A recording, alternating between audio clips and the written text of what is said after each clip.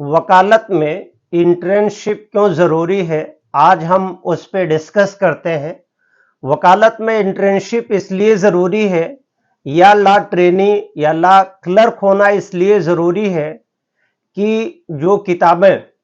College में पढ़ाई जाती हैं, एक्चुअली उन किताबों की मीनिंग और मतलब अपने जगह पे है, लेकिन जब कॉलेज से कोर्ट की तरफ आना होता है तो बहुत सारी दुश्वारियों का सामना उठाना पड़ता है। जैसे लीगल ड्राफ्टिंग के बारे में किताबों में जो लिखा जाता है, किताबों में जो पढ़ा जाता है, जब उसको फिजिकली एक्सरसाइज किया जाता है या किसी केस का ब्रीफ आपके पास आता है, तो ऐसी स्थिति में आपके ये समझ में नहीं आता है कि कैसे उसकी ड्राफ्टिंग की जानी चाहिए, कैसे उस मैटर को इन्वेस्टिगेट करना चाहिए, कैसे उस मैटर में इंक्वायरी करनी चाहिए। तो इसके लिए इम्पोर्टेंट ये है कि वकालत करने से पहले अगर आप लॉ के स्टूडेंट हैं या लॉ में एडमिशन लेना चाहते हैं, तो एडमिशन लेते समय से ही आपको धीरे धीरे कोर्ट कैंपस की तरफ आते हुए और किसी अधिवक्ता के माध्यम से धीरे धीरे उसकी बिगिनिंग ड्राफ्टिंग जो होती है वो सीखना होगा। एप्लीकेशंस कैसे लिखने होते हैं वो सीखना होगा, और साथ ही साथ में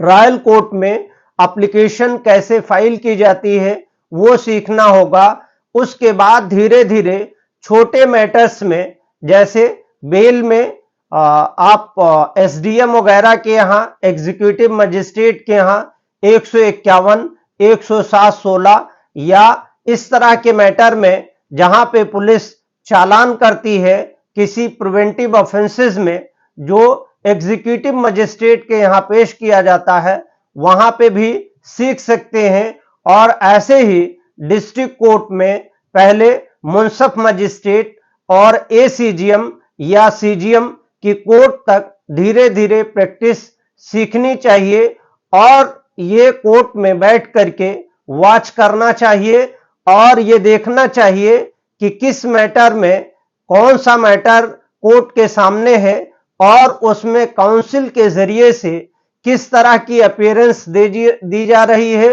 और किस तरीके से उस मामले में बहस की जा रही है। तो धीरे धीरे धीरे आपको बहुत सारी चीजें समझ में आने लगेंगी। वकालत एक प्रैक्टिकल प्रोफेशन है और इसको जब तक आप प्रैक्टिकली नहीं सीन करेंगे, प्रैक्टिकली नहीं एग्जामिन करेंगे, प्रैक्टिकली एक्सरसाइज नहीं करेंगे, तब तक बहुत सारी चीजें, बहुत सारे नॉलेज होने के बावजूद जब आप कोर्ट कैंपस की तरफ यानी वकालत की शुरुआत करने आएंगे, बहुत सारी डिफिकल्टी का सामना करना पड़ेगा। इसलिए वो लॉ की पढ़ाई करते समय या लॉ के एडमिशंस के समय आपको हफ्ते में 1-2 बार कोर्ट की तरफ किसी काउंसिल के जरिए से आते जाते रहना चाहिए। एफिडेविट वगैरह कैसे बनती है शुरुआती दौर में जानते रहना चाहिए, और धीरे धीरे किसी के साथ लग करके वकालत के बारे में जानते समझते रहना चाहिए, ताकि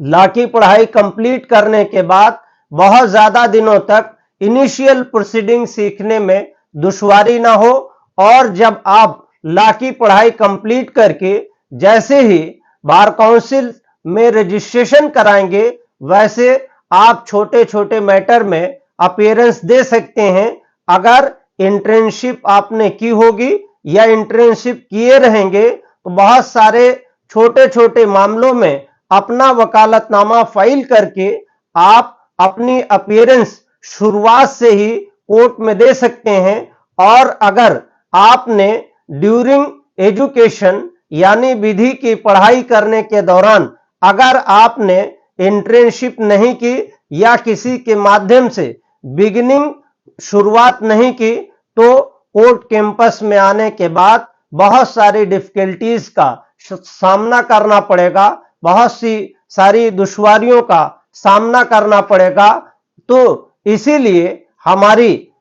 विधि छात्रों से रिक्वेस्ट है कि जब भी आपको मौका मिले कोर्ट कैंपस की तरफ आकर के छोटी छोटी चीजों को सीखने का प्रयास कीजिए, ताकि जब आप वकालत के पेशे में आए तो आपको बहुत सारी डिफिकल्टी का सामना न करना पड़े। शुक्रिया, थैंक यू।